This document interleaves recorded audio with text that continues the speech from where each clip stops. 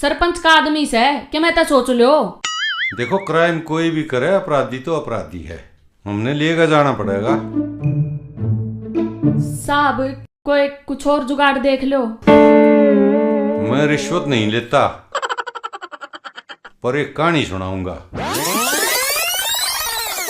एक बार मेरा बाबू मेरे थाने में आ गया। ने बोला बेटा साइकिल ठा ली किसी ने। मैं बोला बाबू कि नंबर प्लेट से अब ढूंढ देंगे, साइकिल नहीं पाया करती वे। वो जब बारने गया था हौलदार खड़ा था उड़े। और वो बारने लिकड़ता हौलदार ने 500 रुपये दे गया। सांसता ही पागी कुछ समझी इसने।